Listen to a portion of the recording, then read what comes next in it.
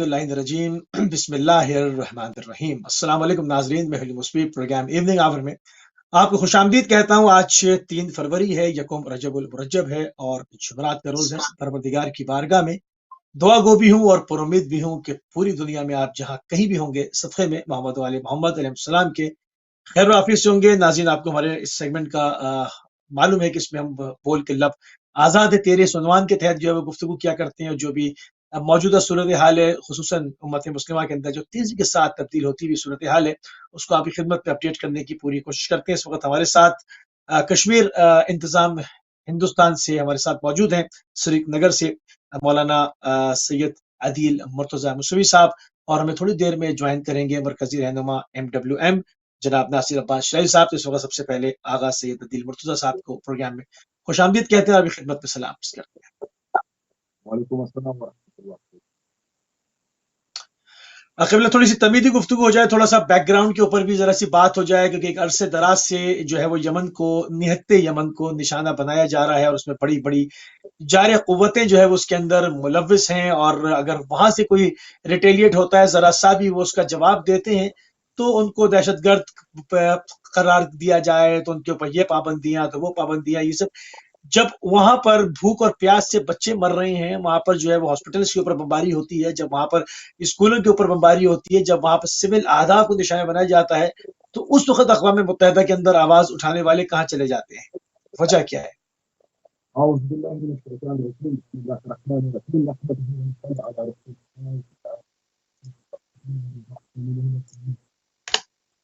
जैसा कि हम सबको मालूम है कि यमन की हालात में आज के हालात में, और पहले दुनिया को ये बावर करना चाहिए जो असल अरब अक़वाम ये यमनी लोग ही हैं, मतलब जो इन पर इस वक्त मुसल्लत हुए हैं वो बकाया शुक्र, चाहे वो इमारात से हो या सऊदी से हो, तो नाव में लाए गए यहाँ से शानदार या बाकी अरब बन गए हैं और वक्त के हाथ में पहुंच। यमन को हमेशा जो साम्राज्य है जब से आल सऊद वजूद में आया, तो यमनी लोग थे, इनको बैकयार्ड बना के रखा गया। इनके तेल से और इनके बुनियाद पे ये लोग इस्तेफादा करते रहे, और इससे ये अपने बच्चों को पालते रहे। और जब यमन के लोगों में ये शऊर आया कि हम लोग क्यों पीछे, हमेशा यमन के लोग बहादुर रहे। ऐसी बात नहीं कि यमन में हमेशा सरंदी किया था या इस्लाम किया था। मिस्र ने यमन के साथ लड़ाई की तो उसमें शिकस्त पाई, और जो उनके साथ हमेशा जितने भी यमन से टकराया है उससे यमनी मुजाहिदीन ने क्षति दिलाए। इस वक्त जो मौजूदा हालात हैं कुछ के हैं और कुछ के दिल में सार या बदले की सऊदी अरब ये लोग क्या कर रहे थे, यमन से अपने मुफादात उठा रहे थे, इनसे तेल करा रहे थे और या बाकी मादनियात। यमन खुद एक कल्चर है, एक सिविलाइजेशन। इस वक्त तो पेट्रो डॉलर की मदद से जिनके पास जो अनसिविलाइज्ड थे, जो बदू थे, तो जिप्सी लाइफ या बाद में खाना नशीन, तो जिनके पास घर नहीं थे, जो टेंट्स में रहते थे, आज वो बड़ी बड़ी इमारतें उनने दुबई में बनाई है, और आज उन्होंने सऊदी या बाकी अरब ममालिक में एक साम्राज्य खड़ा किया है। उनके लिए एक ही मुश्किल है, यमनी लोग। तो यमन के चाहे वो शिया हो या सुन्नी हो, शाफी मुसलमान हो, जो भी है वहां पे वो खुददार है, दीनदार है। तो ये गलाजत जो इन्होंने दुबई में या इमारात में आले सलमान ने शुरू की है, वो उन्हें मंजूर नहीं। यमन के लोगों ने दर्ज किया सऊदी हमें परेशान कर रहे हैं, एक शख्स को कठपुतली प्रेसिडेंट या रईस जमहूर के तौर पे हम पे मुसरत कर रहे हैं, और उसके जो बर्दे हैं उनके गुलाम हैं, तो हमें हमसे वो काम लेते थे। हत्ता कि अगर देखो हम फैमिली जो सऊदी फैमिली था, एक ट्रेंड बना था अरबों में, हर किसी के पास एक यमन की लड़की होनी चाहिए। सऊदी फैमिलीज में एक सब कहते हैं वुमेन्स राइट। दुनिया ने इसके मुतालिक आज तक बात नहीं। जितने भी शेख हैं, जितने भी सऊदी हैं, जितने भी नजद में हैं, जितने भी रियाद में हैं, जितने भी बाकी इमारात में हैं, उनके पास ये एक कल्चर सा बनाया था, उन्होंने एक प्रूफ बनाया था। यमन से एक कम सी लड़की को लाते थे, खरीदते थे, और बाद में उसे सऊदी बाजारों में और जो इमारात के बाजारों में उनकी खरीद फरोख्त होती। मगर आज तक किसी ने इस बात पे बात की नहीं कि यमन के साथ क्या जुल्म कर रहे थे। अतः कि इनके मुफ्तियों ने, जो इनके कठपुतली मुफ्ती थे, वहां पे उन्होंने जियाज मिस्यार चलता चलता चलता फिरता वो मैरिज वेडलॉक, या उन्होंने वो दूसरा बनाया था जिवाज सयाह, टूरिज्म मैरिज, ऐसी ऐसी चीज पे यमन के लोगों को ये बेवकूफ बनाकर उनसे उनकी इस्मत, उनकी आबरू, उनको अरब के बाजारों में आजकल भी भेजा जा रहा था। मगर जब यमन के लोग एजुकेटेड बन गए, अपनी जिम्मेदारियां उन्होंने समझी, तो उन्होंने कहा कि हमें ये मंजूर नहीं है, हम खुद हुकूमत कर सकते हैं, हमारे पास ताकत है, हमारे पास जो प्रीशियस स्टोन्स है अक्सर यमन से ही निकलते हैं। तो यमन की जमीन है, ये खुद सोना गलती है, जो पेट्रोल चला सकते हैं, रिफाइन कर सकते हैं, उसे मार्केट में ला सकते हैं। मगर तो सऊदी अरब को पता था अगर यमन ताकतवर हो गया तो हमारी खैर नहीं, तो हम तो बैकयार्ड में चले जाएंगे, हमारे पास कुछ नहीं है। तो इसलिए सऊदी अरब ने एक कोalition के नाम पे एक खूनी दस्ता तैयार किया, यमनियों पे यलगार की, और बदकिस्मती ये है 2015 में पहली रिट यूएन काउंसिल में हुई एटीटी के पास, जो वहां पे उन्होंने बनाया था, जो एटीटी कुछ मुल्कों की थी, वो state parties of trade arm trade treaty के नाम से जो वाहिदा किया था, उसमें ये बाज़ाब्ता कहा गया था कि अगर आपने ये मुहलिक हथियार सऊदी अरब या इन इमाराती जो ममालिक हैं, जो खुद ममालिक नहीं है, यानी 4 इंच की मस्जिद है, अगर आपको इन्होंने हथियार भेज दिए, ये सऊदी अरब के बच्चों पे इस्तेमाल करेंगे। इस वक्त क्या हो रहा है, अगर 3 शख्स मर रहे हैं यमन में, उसमें एक बच्चा होता है, एक बच्चा होता है हर सामने वाले 3 लोगों में। बच्चों के हुकूक, ऐसे हुकूक, मगर वो हुकूक कहाँ चले गए?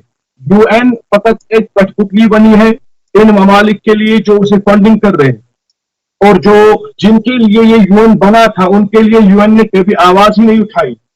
यमन में हर रोज माल न्यूट्रिशन से अलग बच्चे मर रहे हैं। तो वजह क्या है? माल न्यूट्रिशन। एक तरफ यूएन फंड्स रेज कर रहा है, जितने भी तबर्रात, जितने भी पैसे या बाकी चीज ये कहते हैं यमन में लोग मर रहे हैं, तो पता है यमन में किस तरह क्यों मर रहे हैं, क्योंकि एक तरफ से तो आप लोगों ने सैंक्शंस लगा है यमन पे, दूसरी तरफ से तो आपके ममालिक की यलगार उन पे हो रही है, और ऊपर से हवाई बमबारी या हमले हो रहे हैं, ताकि अस्पताल, स्कूल, जितने भी जो इनके मेन टारगेट्स थे वो तो यही चीजें थी, या अस्पताल था या कोई स्कूल था या मसाजिद थे। इन्हें असल मकसद क्या था? ये सार है, ये दिखाना चाहते हैं कि अपना फेलियर, ये लोग अरब हुक्मरान, जो सलातीन है, जो शयूख है, ये लोग एक्सपोज हो गए हैं कि we can not control Yemen anymore, we have lost this war, हमने ये शिकस्त खा ली। अब उसका बदला लेने के लिए, उसको छुपाने के लिए ये यमनियों पे बमबारी कर रहे हैं, बच्चों को मार रहे हैं, और इसका फायदा किसको हो रहा है? इनका जो ये कहना था, कि हम शुरू में इन्होंने कहा कि हम चंद घंटों के अंदर इसको जो है वो यमन को ज़ेर कर लेंगे। फिर चंद घंटे दुनिया ने देखा कि वो चंद घंटों में कुछ नहीं हुआ, फिर चंद दिनों को कहा, फिर 1 आध हफ्ते की, 2 हफ्ते की डेडलाइन दी, और उसके बाद आज जो है वो सालों पर मोहित ये जंग जारी है। और इस वक्त यमनी जो है वो अपनी इस्तकामत दिखा रहे हैं और उस मैदान शुजात से जो है वो दाद शुजात ले रहे हैं तब पूरी दुनिया से कि उसके अंदर जमे हुए हैं वो। हालांकि यमन जो है, पूरी दुनिया जानती है कि यमन पूरे अरब का सबसे ज्यादा मफलूकुल हाल मुल्क है, क्योंकि उसकी दौलत और सरवत अहले नज्द जो है वो एक जमाने तक लूटते रहे हैं। और उनके, आपने देखा होगा जो उनकी फुटेज आती है, उनके पैरों में ढंग से चप्पलें भी नहीं होती, जूते भी नहीं होते, और वो उसके साथ आप वो पूरा सऊदी अरेबिया को, कबला ये कैसे मुमकिन हुआ है कि पूरे सऊदी अरेबिया को क्रॉस कर कर अबू धाबी के ऊपर उन्होंने ज़रबे वारिद की और वहां पर तहलका मच गया है, आग के और धुएं के बादल देखे गए। ये कैसे मुमकिन है कि एक जंग के अंदर जिसके तमाम असलाह जाती जो मामलात हैं उसके ऊपर बमबारी हो रही है और वो अपने आप को अपग्रेड कर रहे हैं, कैसे मुमकिन हुआ?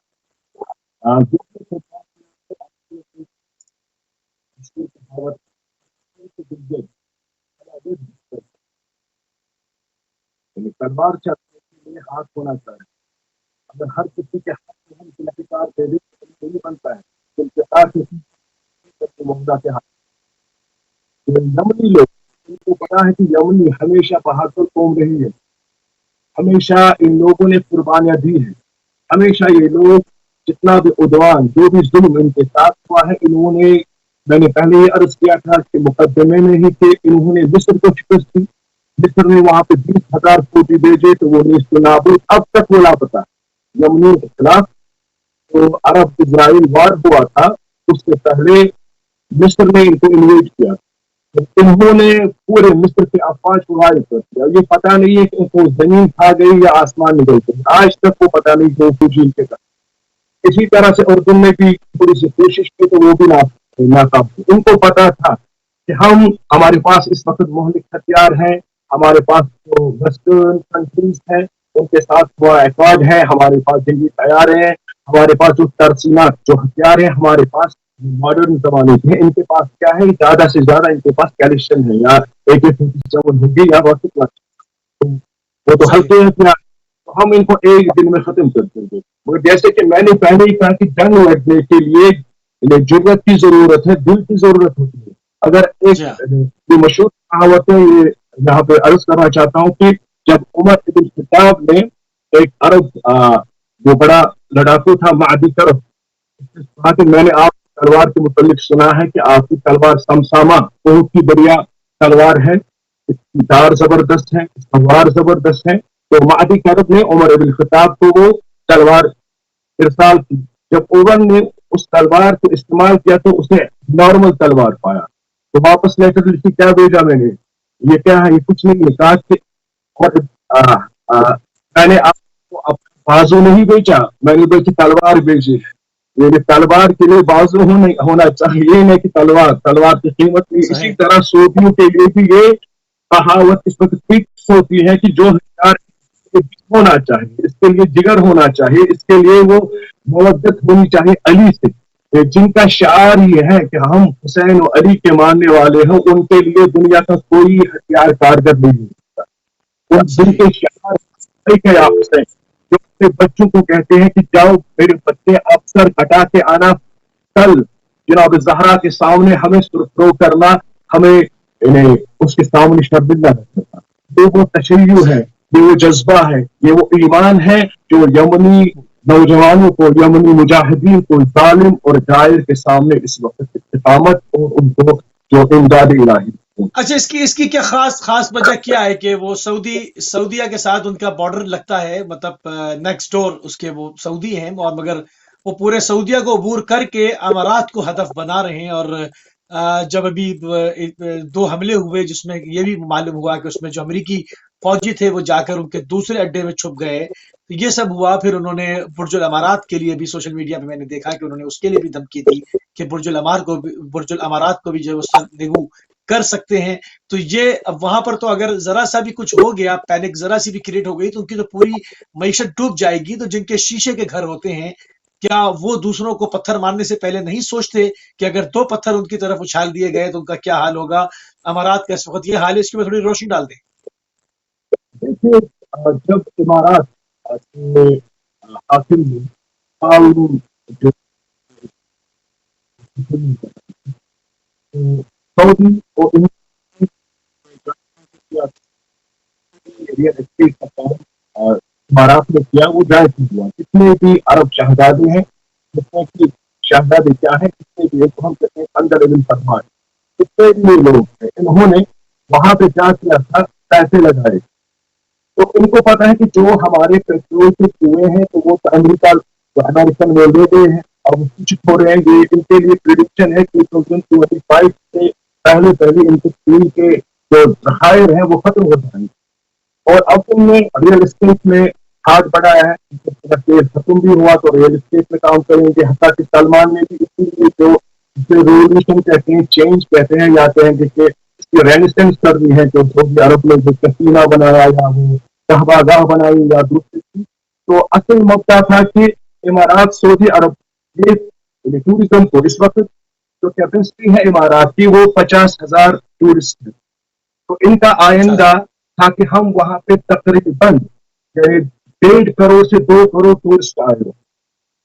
सही अब जब तेल खत्म हो गया, अब ये चुराते थे यमुनी से, यमुनी ने बंद किया तो इसका असर इनको भी पड़ा। अब ये बैद अनिल कयास ये सोचते नहीं थे कि भाई क्या होने वाला है, कि ये यमनी लोग इमारात कहाँ पहुंचेंगे, जिनके पास चप्पल नहीं है, तो जिनके पास कलाशिनकोव के सिवा कुछ नहीं है, तो यहाँ पे कैसे। मगर मैं जब कुंभ में था तो मेरे बहुत से दोस्त यमनी थे, इनकी सलाहियत बहुत अच्छी थी, काबिल थे। तो उन्होंने कहा कि हमारे बच्चों ने खुद पढ़ा है, हमारे बच्चों ने इन्हीं की यूनिवर्सिटी से पढ़ा है, यूरोप से पढ़ा है, वेस्ट से पढ़ा है, उनके पास सलाहियत इस वक्त है कि हम कोई भी हथियार खुद बना सकते हैं। यमन की अगर देखें हम, एम्बार्गो है, बहर हिंद पे भी तातील है, मिस्र ने भी बंदिश लगाई है। सिर्फ एक महीने में एक बार यूएन का जो ओमान से उनके यहाँ जहाज आता है, उसमें जो मजरूह या बाकी जो लोग होते हैं वो आते हैं वहां पे। बाकी जितने भी वहां पे है कुछ नहीं है उनके पास। इस वक्त यमन खुद दखील हो गया है। ये अरब ममालिक के लिए ये लोग $18 बिलियन में हर साल फकत सऊदी अरब, western country, Germany, France, Spain, UK, America, Israel, इनसे हथियार खरीद रहे हैं। ये लोग 18 बिलियन कोई जोक नहीं है। मगर यमनी एक पैसा भी खर्च नहीं कर रहे हैं, खुद वो हथियार बना रहे हैं, खुद वो मौजूद है। इनसे ये लोग हथियार छीन रहे हैं और इसका असर ये एक्सपोज हो गया कि इनकी सिक्योरिटी क्या है, इनकी आर्मी क्या है और इनकी बाकी चीज क्या है।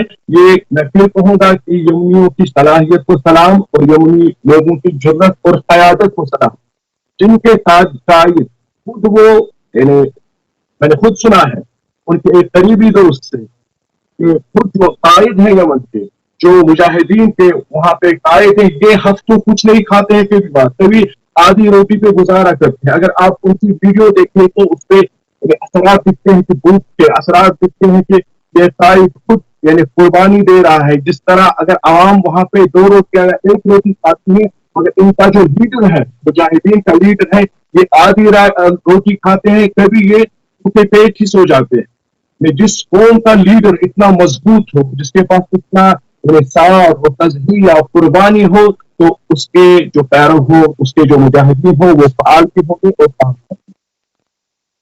सही। तो अभी आप क्या देखते हैं जो जिस तरह से मामला आगे बढ़ रहा है? अब अगर अब चूंकि इनके जराइम इतने ज्यादा हैं, इन्होंने यमन के अंदर जो सिविल अहदाफ हैं उसको निशाना बनाया, जो कि जंगों में ममनू है, जो कि एक जनीवा कन्वेंशन के तहत जो है वो उसको बिल्कुल उसको वहां पर जो है वो बमबारी नहीं कर सकते थे। इन्होंने स्कूलों के ऊपर, इन्होंने हॉस्पिटल्स के ऊपर, इन्होंने एम्बुलेंसेस के ऊपर, इन्होंने खुराक के गोदामों के ऊपर, इन्होंने शादी हालों के ऊपर, इन्होंने मसाजिद के ऊपर, इन्होंने जनाजों के ऊपर, इन्होंने जनाजों की तशरी तक पे जो है वो हमले किए। अब ये इतना यमनियों के खून से हाथ रंगीन कर चुके हैं, अगर ये अब आते हैं सीज फायर की तरफ, वो कहते हैं कि जब विड्रॉ कर लेंगे, तो क्या यमनी अपने वो जख्म भूल जाएंगे जो अमारात ने उनको दिए हैं?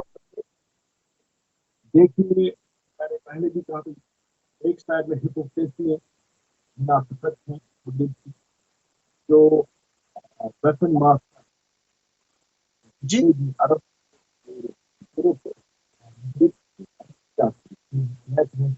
या माफिया है या एशिया के, तो उनकी तो वहां पे ऐश यमन में, वो नहीं चाहते कि यमन में जंग बंद। ये तो हमारे पास तो जो यूएन के ऑफिशियल फिगर्स हैं, according to their official figures, तो they get every year $18 billion. $18 billion तो ऑफिशियल है, जो कहेंगे कि वाइट तरीके से, जो सियाह तरीके से, जो जिसका कोई जिक्र नहीं है, कोई डॉक्यूमेंट देते हैं, वो तो उससे भी ज्यादा ये लोग हथियार खरीदते हैं। तो फायदा किनका होता है?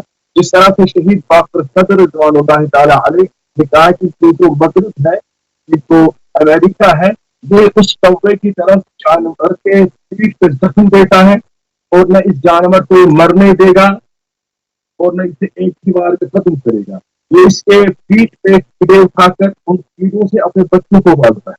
इसी तरह जो वार माफिया है इस पर, चाहे वो अमेरिका हो, चाहे वो स्पेन हो, ऐसे ऐसे नए मुल्क हैं जो तो छोटे मुल्क हैं मगर हथियार वो मोहलिक बना रहे हैं, उनकी तो चांदी हो रही है, उनका तो बिजनेस हो रहा है। सऊदी अरब और जो अरब कोलिशन है, इनके पास صلاحیت نہیں ہے کہ یہ ایک سوئی بنائے, ان کے پاس کچھ نہیں ہے, تو یہ کہاں سے خریدتے ہیں؟ انہی وار مافیا سے. جب تک وار مافیا ہے, جب تک یہ ویپن مافیا ہے, جب تک ان کا بلیک موٹر چل رہا ہے, تب تک کوئی صلح ہونی ناممکن ہے, نہیں ہوگی. یہ ہونے نہیں دیں گے, یعنی کہ ہونے نہیں دیں گے, نہیں ہونے دیں گے, کیونکہ فائدہ ان کے ساتھ کاروبار چل رہا ہے وہاں. صحیح صحیح. تو ابھی آپ عنقریب کیا دیکھتے ہیں کہ کیا اس کے اندر ڈیولپمنٹس ہونے والی ہیں, کیا معاملات ہونے والے ہیں؟ کیونکہ جو انہوں نے امارات کے حوالے سے ایک تھریٹس دی ہیں, اس حوالے سے مزید کیا دیکھتے ہیں آپ؟ ہم انشاءاللہ رحمان توقع کریں گے کہ یمن طاقتور بنے گا.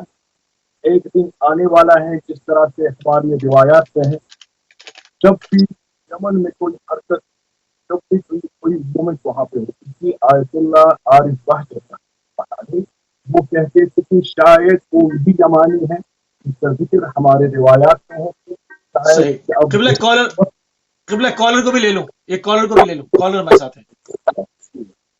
جی السلام علیکم ورحمۃ اللہ. السلام علیکم ورحمۃ اللہ.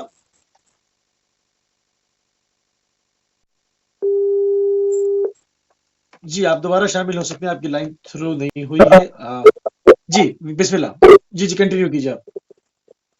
اس طرح کی میں رہا تھا کہ آج کہہ رہے تھے کہ رحمۃ اللہ علیہ, جب بھی یمن ہلچل ہوتی تھی, کوئی حرکت, کوئی مومنٹ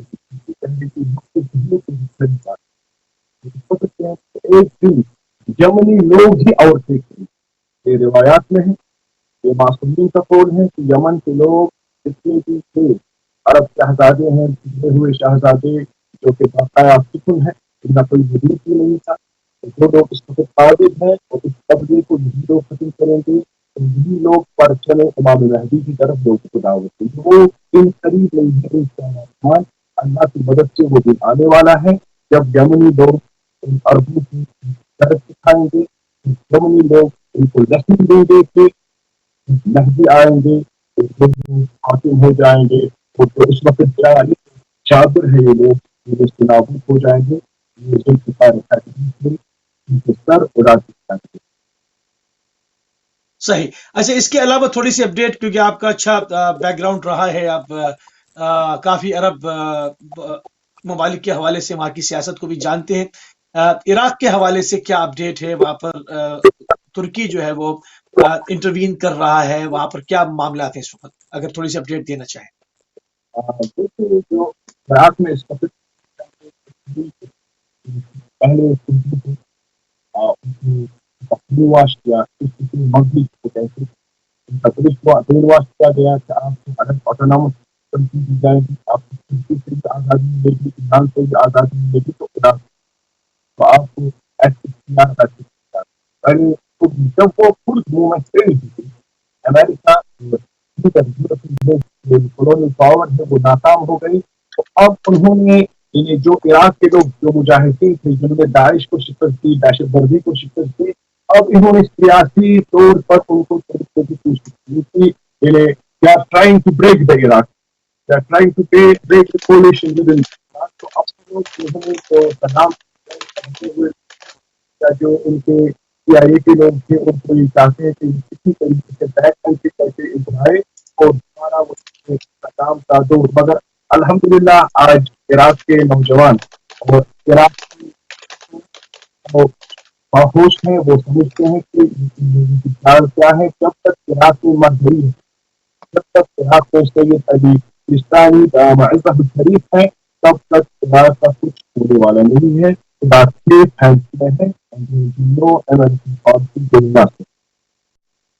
اچھا وہاں پر ابھی دعوت بھی دی گئی ہے, آیت اللہ سید علی سیستانی صاحب سے کہا گیا ہے کہ آپ جو ہے وہ اس کے اندر انٹروین کریں, جو کہ بڑے بڑے اتحاد ہیں, وہ اگر ساتھ بیٹھ جائیں تو ایک مضبوط حکومت بن جائے گی. تو اس حوالے سے کیا اپڈیٹ ہے, ان کے دفتر سے کوئی جواب؟ کچھ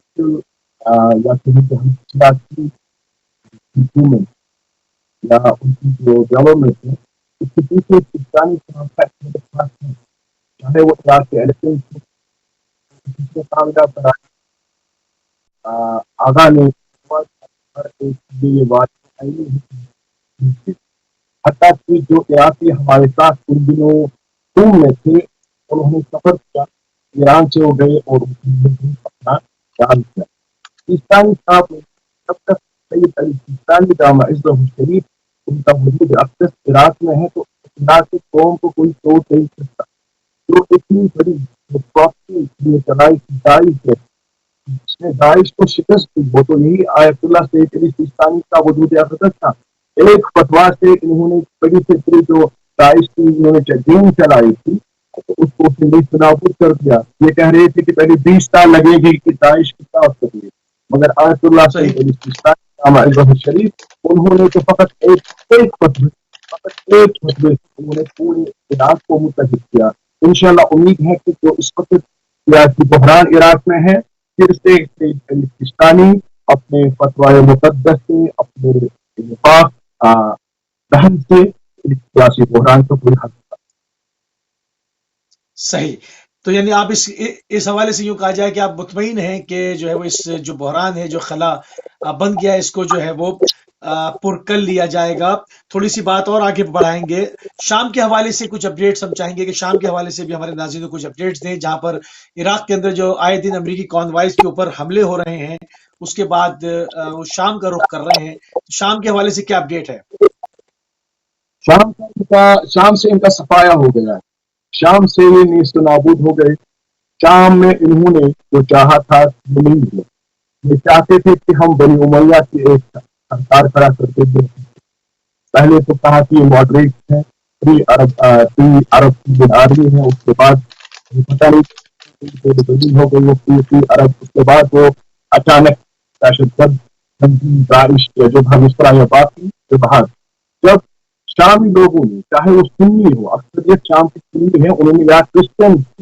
یا علوی ہو یا اتنا اشری ہو یا اسماعیلی ہو یا دروز ہو جتنے کی شام میں رہنے والی جتنے لوگ ہیں انہوں نے سب دہشت گردی کا مقابلہ کیا یہ شام میں انہوں نے جب شام سے ان کی چھٹی ہو گئی انہوں نے چاہا تھا کہ اب ہم عراق کو توڑ سکتے مگر اس کا کریڈٹ جاتا ہے جو پالیسی ایران کی پالیسی حدیث میں جو رہبر معظم سید علی خامنائی صاحب نے ایک مثبت گائیڈ لائنز کے تحت نہ صرف شام کو بچایا نہ عراق کو بچایا بلکہ پورے مڈل ایسٹ کو بچانے والے جناب رہبر معظم سید علی صحیح تو ابھی دوبارہ سے جو فتنہ داعش کا سر اٹھا رہا ہے اور اس کو کوشش کی جا رہی ہے کہ اس کو دودھ پلایا جائے تو اس حوالے سے کیا اپڈیٹس ہیں آپ کے پاس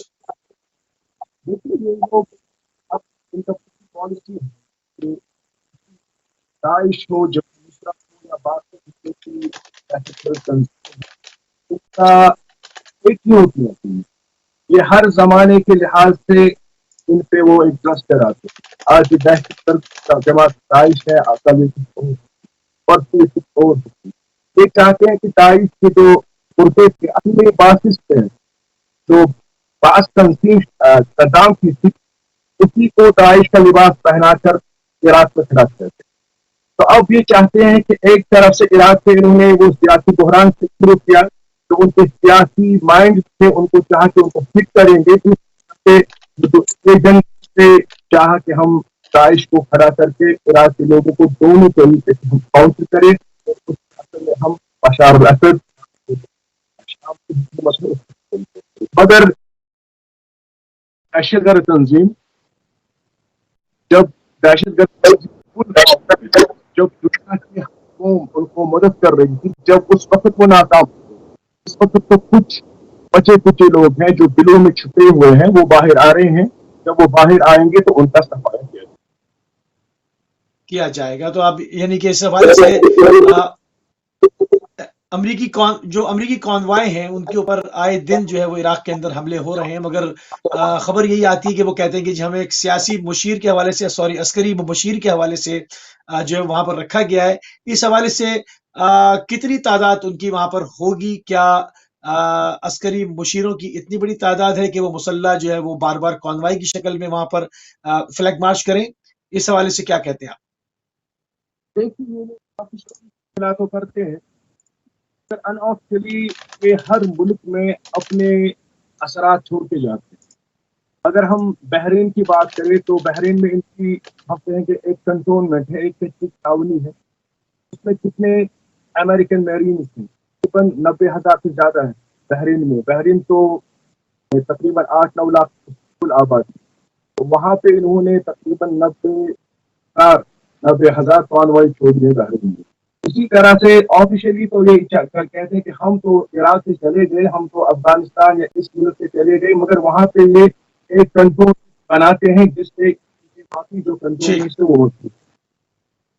ठीक है, हमारे साथ मरकजी रहनुमा मजलिस वहदतुल मुस्लिमीन जनाब नासिर अब्बास शिराजी साहब ने भी इस्लामाबाद पाकिस्तान से ज्वाइन कर लिया। क़िबला आपको भी प्रोग्राम में खुशामदीद कहते हैं, अपनी खिदमत में सलाम अर्ज़ करते हैं। जी अलैकुम अस्सलाम वरहमतुल्लाह, आपका और आपकी टीम का और आपके मुअज़्ज़ज़ शुरका का शुक्रिया। आपका बहुत शुक्रिया, बहुत शुक्रिया। इस वक्त हम क़िबला अदिल साहब के साथ हमारे साथ मकबूजा कश्मीर से श्रीनगर से हमें इन्होंने ज्वाइन किया है और यमन के ऊपर जो है वो गुफ्तगू हो रही थी और इन्होंने जो कुछ मालूमात हमें दी कि यमन के आगे जो है वो सारे जो मामलात हैं अमारात के साथ जो मामलात यमन के चल रहे हैं, जो उनकी मक़ावमत है, और इन्होंने बहुत सारी रिवायात का भी हमें हवाला दिया। थोड़ी सी हम आपसे भी अपडेट चाहेंगे, आपके पास लेटेस्ट इस हवाले से क्या है और एक ऐसे वक्त में जब सऊदी अरब के अंदर आयतुल्लाह सैयद अली सिस्तानी साहब के वकील को भी गिरफ्तार किया गया है, क्या अपडेट्स हैं आपके पास? जी बिस्मिल्लाहिर्रहमानिर्रहीम। देखें, एक बात आप ये ज़हन में रखें कि KSA में जितनी भी लिबरलाइजेशन हो जाए, जिसके बारे में अमूमी तौर पे हमारा मफहूम ये होता है कि वो मज़हब से लाताल्लुक़ हो गए हैं और एक सेकुलरिज्म जो है ना वो वहाँ पे राइज पा रहा है, वो अपना परचम चेंज कर लें, ला इलाहा इल्लल्लाह का परचम ख़त्म कर दें, तलवार उतार दें, जो सरजमीन की हुर्मत है उसको ख़त्म कर दें, वहाँ पर जो है वो ऐसे चीज़ों को राइज कर दें कि जिससे लोगों के दिल जो है वो ज़ख्मी हो कि ये सरजमीन मुक़द्दस हरम जो है उसके ऊपर ये एक्टिविटीज़ हो रही हैं। और मजहबी एक्टिविटीज़ जैसे जमात इस्लामी की लीडरशिप पे, जैसे तबलीगी जमात पे और बहुत सारी पाबंदियां लगा दें, लेकिन हमें कभी भी ये कंफ्यूज नहीं होना चाहिए कि उनका ये न्यूट्रलाइज होना या लिबरलाइज होना, इसके नतीजे में वो मकतब अहले बैत अतहार अलैहिस्सलाम के साथ जो उनकी एनिमिटी है ये कॉम्प्रोमाइज हो जाएगी। नहीं, ये अपनी जगह एग्जिस्ट करती है। लिहाजा जब MBS ये कहते नजर आते हैं कि वो एक ऐसे मुल्क के साथ भी बातचीत नहीं कर सकते कि जिसकी आइडियोलॉजी के अंदर इमाम ज़मा अलैहिस्सलाम के हवाले से लिखा हुआ है कि वो उनके लिए ज़मीना साजी करना चाहते, तो उनसे वो डायलॉग नहीं कर सकते, वो प्रैक्टिकली एक मुल्क की बात नहीं करते, वो एक आइडियोलॉजी की बात करते हैं। और पूरी दुनिया के अंदर जो भी महदवियत की आइडियोलॉजी के कायल हैं, उन्होंने उनके हवाले से ये एक ऐलान जंग कर रखा है। लिहाजा उस सरजमीन हरम के ऊपर इस तरह की गिरफ्तारी जो है वो कोई अचंभे की बात नहीं है और ये बिलाखिर मुकद्दस दीन जो है वो बहुत सारी कुर्बानियों के नतीजे में यहाँ तक पहुंचा है और आज एक रियलिटी और हकीकत के तौर पे पूरी दुनिया के अंदर जो है वो यानी अल्हम्दुलिल्लाह पहचाना जाता है। तो सरजमीन मुकद्दस हरम पे अभी शायद कुछ और कुर्बानियां डिमांडेड हैं और उन्हीं कुर्बानियों का एक सिलसिला जो है ये कुर्बानी है जिसकी तरफ आपने इशारा किया है। दूसरी बात ये है कि वो जो कुछ यहाँ पर हो रहा है यमन के अंदर, तो यमन के जो स्लोगन्स हैं, ये स्लोगन उनके अपने ख्याल में बड़े टॉन्टिंग है उनके लिए कि उनका जो रीजनल सबसे बड़ा, चूंकि बिलाखिर KSA जो है वो अमेरिकन प्रॉक्सी के तौर पे या अमेरिकन एलाइड कंट्री के तौर पे या अमेरिकन रीजनल जो उनके हिमायत करने वालों के तौर पे मारूफ है और इस रीजन के अंदर अमेरिकन इंटरेस्ट को लुक आफ्टर करता है एक बड़े रीजनल कंट्री के तौर पे KSA। तो KSA जो है वो जाहिर है जब अमेरिकन मफादात को लुक आफ्टर करेगा तो जहां अमेरिकन मफादात को ज़रब पहुंचेगी वो वहां रिस्पॉन्ड करेगा। तो ये दरअसल KSA का रिस्पॉन्ड नहीं होगा, ये अमेरिकन रिस्पॉन्स होगा। तो आप ये देखते हैं कि उनका जो नारा है कि अल मौत लिल अमरीका, तो जो उस नारे के मुकाबले में खड़ा होता है तो वो दरअसल यानी उनके लिए खड़ा होता है, अमेरिकन के लिए खड़ा होता है। इसी तरह उनका जो स्लोगन है अल मौत लिल इसराइल मसल फर्ज करें, तो वो जाहिर है उनके हवाले से उस अपार्थाइड सिस्टम के खिलाफ जो है वो खड़े होते हैं और प्रैक्टिकली फिर आपने ये देखा कि वो उन्हीं के अहदाफ को मुश्तरका अलायंस की सूरत में वहां पर ऑन ग्राउंड मटेरियलाइज करते हैं। लेकिन मुश्किल ये है कि चूंकि जितना भी वेस्टर्न डिस्कोर्स है امریکہ جس کو لیڈ کرتا ہے یا ان کے یہ ریجنل الائز جس کے ساتھ چلتے ہیں، اس کی بنیاد میٹریسٹک اپروچ کے اوپر ہے، مادی اپروچ پہ ہے. یہ چیزوں کو بیلنس کرتے ہیں، کاؤنٹر بیلنس کرتے ہیں کہ جی آپ کی ملٹری اکوپمنٹ اتنا ہے تو یہ کاؤنٹر ویلیو ہونا چاہیے، اس کے مقابلے میں آپ کی ملٹری اکوپمنٹ بھی اتنا ہونا چاہیے. اگر آپ کا کہنے کا لیکن مقصد یہاں یمن ہے، یمن کاؤنٹر ویلیو نہیں ہے، نہ کاؤنٹر فورس ہے، کہ نہ ان کی ملٹری اکوپمنٹ ان کے مقابلے میں ہے، نہ ہی کاؤنٹر ویلیو ہے کہ ان کے جو نان ملٹری ایسٹس ہیں وہ اتنے زیادہ وہ ہیں. لیکن یمن جو ہے وہ ریزسٹنس کی سرزمین ہے، اور انہوں نے اس 3 ماہ کا جو ان کا پلان تھا اس کو 7 سال پہ کنورٹ ہونے کے باوجود کہ 7 سال جو ہے وہ لمبا چلا ہے. اور اس وقت آن گراؤنڈ ایکویشن یہ ہے کہ ان کا ہر دن ایکسپینڈ ہو رہا ہے اور یہ پریکٹیکلی شرنک ہو رہے ہیں. یہ ٹرینڈز ہیں جو چیزوں کو میٹر کرتے ہیں. تو یہ آپ سمجھیں کہ یہ ایک ایسا کویگمائر ہے کہ جس کو نہ تو باہر سے فتح کیا جا سکتا ہے، نہ ہی یہاں پہ کامیابی حاصل کی جا سکتی ہے. وہ لمیٹڈ کامیابیاں ہوتی ہیں جو آپ کو ایک ڈے پاس جو ہے نا وہ جیسچر دیتی ہیں.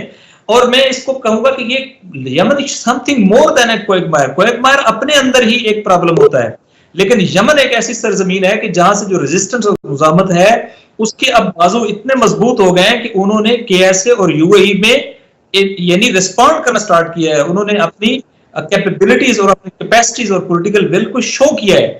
لہٰذا اس کو جب آپ دیکھتے ہیں تو پھر پریکٹیکلی یہ میٹر آف ٹائم تو ہو سکتا ہے، میٹر آف فیکٹ نہیں ہے. لہٰذا میٹر آف ٹائم ہے کہ ممکن ہے کتنا ٹائم مزید لگے. میٹر آف فیکٹ یہی ہے کہ بالآخر یہ جو ہیجمونک ڈیزائن ہے یہ سسٹین نہیں کر سکتا ویسٹرن. یہاں امریکہ کی جو پلان ہے اور جو کے ایس اے جس کو ٹو کر رہی ہے وہ پریکٹیکلی آگے نہیں بڑھ سکتا. اور ان کے جو پاپولر سلوگنز ہیں جس کو میں نے جن کی طرف اشارہ کیا ہے، وہ سلوگنز جو جس کا الٹیمیٹ اینڈ نصر للاسلام ہے کہ اسلام کو ہے فتح حاصل ہوگی، وہ پریویل کر رہا ہے. وہ لوگوں کے دلوں کے اندر یہ نیریٹو جگہ بنا رہا ہے. وہ جن کو نہیں پتا تھا ان کو پتا چل رہا ہے. لوگ جو ہیں وہ والنٹیرلی جو ہے وہ ان کو جوائن کر رہے ہیں. اور اگر یہ جوائن نہ کر رہے ہوتے تو کسی ایک آئسولیٹڈ گروہ کے لیے اتنی بڑی جنگ جو ہے وہ ممکن نہیں ہوتی، عوامی حمایت کے بغیر، آن دا گراؤنڈ فزیکل پریزنس کے بغیر. تو یہ جان لینا چاہیے کہ ڈائنامکس بہت ڈفرینٹ ہے. آن دا گراؤنڈ پریزنس انہی کی ہے، عوامی حمایت میں روز اضافہ انہی کا ہو رہا ہے. وہ علاقے کہ جو ان کی گورنمنٹ کے انڈر میں آتے ہیں جن میں خود کیپٹل ہے وہ سٹیبل ہیں، اور وہ علاقے کہ جو ان دو کے ڈومین میں آتے ہیں جیسے عدن ہے مثلا جو کے ایس اے اور یو اے ای، اور ان کی آپس میں شدید لڑائیاں چل رہی ہیں چونکہ ایک الیرٹی پسند ہیں اور ایک جو ہے وہ بالآخر فی الحال موجودہ سسٹم میں چلنا چاہتے ہیں لیکن وہ منصور ہادی کے انڈر چلنا چاہتے ہیں. تو شدید خون ریز جنگیں ان کی آپس میں ہو چکی ہیں. اور خبریں یہ بھی ہیں کہ بعض صوبوں سے جن میں شبوہ کے حوالے سے بات آئی ہے اور معرب کے سراؤنڈنگز کے حوالے سے بات آئی ہے کہ وہاں سے جو ہے وڈرال ہوا ہے یو اے کی ان فورسز کا جنہیں الکما بریگیڈ جو ہے وہ کہا جاتا تھا، ان کا وڈرال ہوا ہے. اور یہ وڈرال ظاہر ہے یہ خود بہت بڑا انڈیکیٹر ہے. اس کا مطلب ہے کہ آپ کنٹینیو کرنے کی پوزیشن میں نہیں ہیں، اور جو چوٹ آپ کو لگی ہے اس چوٹ کو سروائیو کرنا آپ کے لیے ممکن نہیں ہے. راحیل شریف صاحب کب تک اس سینٹر کو کمان کریں گے جس میں کہا جا رہا تھا کہ وہ چند irrelevant ہے. کبھی آپ نے سنا ہے کہ کوئی پریس کانفرنس کر رہے ہوں، کبھی آپ نے سنا ہے کہ وہاں کوئی ملٹری میٹنگ کی کال کر رہے ہوں، کبھی آپ نے سنا ہے کہ وہاں پہ کسی جو ہے لشکر کی جو ہے وہ قیادت کر رہے ہوں، کبھی آپ نے سنا ہے کہ کہیں جا کے وہ کوئی پریڈ اور کہیں جا کے اپنے دستوں کو ویلکم کر رہا ہوں. ہی از irrelevant. وہ جسٹ ایک آپ کہہ لیں کہ شرمندگی کی اور اس کے چند سال ہیں جس میں صرف آپ نے اپنا سودا کیا ہے، اپنی عزت اور ڈگنیٹی کو پیسوں کے بدلے میں خریدا ہے، اور ایک ایسے خون ریز الائنس کا پارٹ بنے ہیں کہ جو بہرحال ہمارے وطن کے لیے بھی اور پورے اسلامک ورلڈ کے لیے بھی بہرحال ایک شرمندگی کا سبب ہے. اس کو وہ پریزائڈ کرنے کا ٹائٹل آپ کے ساتھ ہے، لیکن practically he is extremely irrelevant. ان کا کوئی کسی طریقے سے وہاں کوئی بات نہیں، جسٹ ایک سمبولک ان کی پریزنس ہے. صحیح. میں بھی دوبارہ آپ کی طرف آتا ہوں. سعید عدیل، اس حوالے سے قبلہ آپ سے میں جاننا چاہوں گا کہ اس حوالے سے کوئی روایات کی روشنی میں اگر آپ اس حوالے سے جو اس وقت آن گراؤنڈ سچویشن چل رہی ہے، جو یمنی پرچم آگے بڑھ رہا ہے اور ریاض کے اوپر بھی اور امارات کے اوپر بھی خوف کے بادل چھائے ہوئے ہیں، اس حوالے سے کچھ روایات کی روشنی میں اگر آپ کچھ پیش کرنا چاہیں.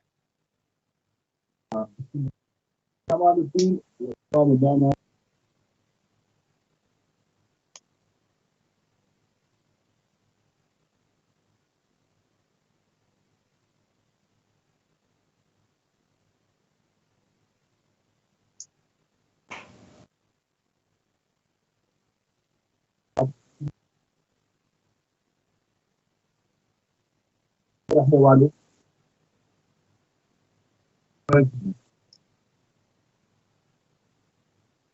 ہوگی مقابلہ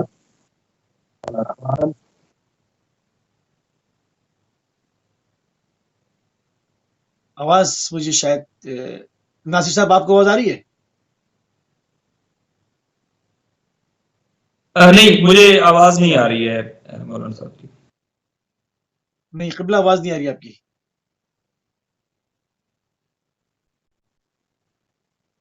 نہیں آواز نہیں آ رہی آپ کی. کیا آواز آ رہی ہے آپ؟ اب آ رہی ہے جی، بسم اللہ فرمائیے.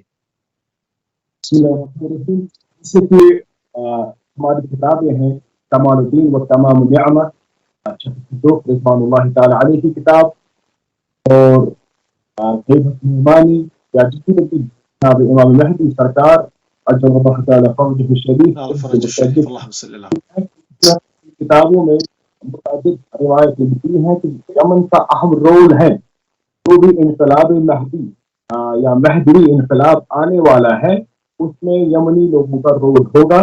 یمن سے ایک موالی اہل بیت صلوات اللہ علیہ اٹھیں گے اور لوگوں کو پرچم علی علیہ السلام کی طرف دعوت دیں گے، امام مہدی کی طرف دعوت دیں گے. تو جو سلسلہ اس وقت شروع ہوا ہے کڑی سے کڑی اگر ہم ملائے تو یہ بالآخر امام مہدی علیہ السلام. صحیح ناصر بھائی صاحب، تو یہ سعودیہ سے زیادہ پریشر امارات کی طرف جو یمنیوں کا منتقل ہوا ہے، جس کو اگر ہم کہیں کہ جو وہاں پر سید الحسیس کی قیادت کر رہے ہیں، اس کی وجہ کیا ہے؟ کیونکہ نیکسٹ ڈور تو یہ میں نے سوال سید عدیل صاحب سے بھی کیا تھا کہ نیکسٹ ڈور تو سعودی عرب ہے، وہ پورا سعودی عرب کو کراس کر کے امارات کو جا کر جو ہے وہ وہاں پر آگ کے شعلے بلند ہو رہے ہیں. تو ایگریشن امارات کی طرف زیادہ کیوں ہے؟ نہیں ایگریشن جو ہے وہ کے ایس اے میں ہی ہے، اور اگر آپ اس کی کوئی کیٹیگرائزیشن کریں تو وہ 70-80% ادھر ہی ہے، بلکہ 100% ادھر ہے، اور ڈیپ ان سائڈ ہے، پورے کا پورا کے ایس اے اس کی لپیٹ میں ہے. تو وہ ایک بہت بڑا کنٹری ہے، اس کی ڈیموگرافی ہے، اس کی جو ہے اسٹریٹجک ڈیپتھ ہے، اس کی ایک سائز ہے، اور پاپولیشن کلسٹرز ہیں بڑی دور تک، اس کے ملٹری جو اکوپمنٹ ہے وہ پھیلا ہوا ہے. تو وہ جنگ ذرا ڈائیورس ہے، تو وہ ظاہر ہے وہاں پہ بڑا بھرپور طریقے سے جنگ وہیں پر ہے. کے ایس یو اے ای جو ہے نا وہ نیو انٹرانٹ کے طور پہ اس نے اپنے آپ کو شامل کرنے کی کوشش کی، اور اس کو انہوں نے پنش کیا ہے، اس کو انہوں نے ریسپونڈ کیا ہے، اس کو انہوں نے بتایا کہ تم تو کوئی ملک نہیں ہو، تم بڑی نازک جگہ کھڑے ہو، تمہارے لیے تو بالکل افورڈیبل نہیں ہے اس جنگ کا پارٹ بننا. تو وہ شاید یہ سمجھ رہے تھے کہ اس وقت اس جوائنٹ وینچر کے نتیجے میں یمن میں کوئی بڑا انفلیکٹ کر لیں گے، ان کے اوپر کوئی بڑا پریشر ڈال لیں گے، اور ان کو بڑے ایریاز ان سے خالی کرا لیں گے اور جنگ کا پاسا پلٹ دیں گے. وہ تو پہلے بھی ان کے ساتھ تھے. درمیان میں یمن نے میرا خیال ہے ان کو باور کرایا تھا کہ آپ نازک جگہ پہ کھڑے ہیں، آپ اس جنگ کا اس طریقے سے پارٹ نہ بنے، اور وہ پارٹ بنے لیکن فرنٹ کے اوپر سے ہٹ گئے، اور انہوں نے اپنی فوجوں کو وڈرا کرنے کا فیصلہ کیا. لیکن ابھی تازہ جو نئی ایسکلیشنز ہوئی ہیں، جس میں انہوں نے سب سے پہلے تو ایک بڑا جہاز پکڑا گیا، بحری جہاز جو کہ فلی لوڈڈ تھا، جس میں ملٹری اکوپمنٹ تھا بڑا اسٹیٹ آف دا آرٹ، اور جب اس کو پکڑا گیا انہوں نے اس کو اتارا تو انہوں نے کہا کہ نہیں یو اے ای تو بڑا فرنٹ کے اوپر ہے. پھر القمہ بریگیڈز کا میٹر آ گیا کہ جی وہ سارے کے سارے جو ہیں وہ تو سارے کے سارے آپ نے بھیجے ہوئے، ان کا ملٹری آرسنل بھی آپ کا ہے اور اکوپمنٹ بھی اور ساتھ فیسلٹیشن بھی آپ کی ہے. تو انہوں نے ان کو پنش کیا، ان کو ریسپونڈ کیا، ان کو میسج کیا، چونکہ اس کا فوری جو ہے وہ نتیجہ توقع ہے. وہاں جو ہے وہ انٹرنیشنل نمائش چل رہی ہے، ولنریبلٹی بہت زیادہ ہے ان کی، اگرچہ کے ایس اے کی بھی ہے، لیکن کے ایس اے کا سائز، دیگر چیزیں، اس کی ہسٹری وہ بالآخر میٹر کرتی ہیں. اس کے اندر ایبزارب کرنے کی گنجائش بہت زیادہ ہے، لیکن اس کے اندر جو ہے وہ ایبزارب کرنے کی گنجائش ہے ہی نہیں. اور ان کے لیے کوئی چھوٹا سا کانفلکٹ بھی جو ہے وہ بڑا میٹر کرتا ہے. مثلا فرض کریں چھوٹا سا ٹائنی کنٹری ہے، اس کا ایک چھوٹا سا ایئرپورٹ ہے، اس ایئرپورٹ کے اوپر وہ اپنے آپ کو کہتے ہیں کہ اس پورے ریجن کا سب سے بڑا بزیسٹ ترین ایئرپورٹ ہے. صرف ان کی ایریل سپیس جو ہے وہ اگر فرض کریں چند گھنٹوں کے لیے معطل ہو جائے تو آپ کو پتا ہے کتنی 100 فلائٹس جو ہیں وہ ان کا روٹ ڈسٹرب ہو جائے گا. اس کے نتیجے میں پورے سٹی کے اندر کیا کیفیت ہوگی، پورے ملک کے اندر کیا کیفیت ہے. ہیڈ لائنز چل رہی ہیں، آپ نے روک دیا بیلسٹک میزائل، آپ نے اس کو ہٹ کر دیا فضا کے اندر، لیکن میسج کیا گیا، آپ کی ان سائڈ ٹیریٹری آیا ہے وہ، اس کے جب وہ گرتا ہے تو اس کے شارپنرز ہوتے ہیں، اس کا جو ہے اس کا جو مٹیریل تباہ شدہ ہوتا ہے وہ نیچے گرتا ہے، اس کا بھی نقصان ہوتا ہے. وہ تو اتنی نازک جگہ پہ کھڑے ہیں اس کو بھی افورڈ نہیں کر سکتے. تو یہ سمجھیں کہ ان کی پوزیشن ٹھیک نہیں ہے. اگر وہ ڈیپ انسائڈ یہاں آ رہے ہیں اور اگر وہ فرض کریں ملٹیپل اٹیکس وہ لانچ کرتے ہیں تو پھر تو یہ بالکل اس کو افورڈ نہیں کر سکتے. میرا خیال ہے کہ انہوں نے ان کو ریلائز کروایا ہے اور شاید یہ گریجولی اس کو ریلائز کر لیں گے. اگر تھوڑی غلطی کریں گے تو ایک آدھ اور چوٹ کھائیں گے. یہ میرا ایک پولیٹیکل اینالسٹ کے طور پہ تجزیہ ہے.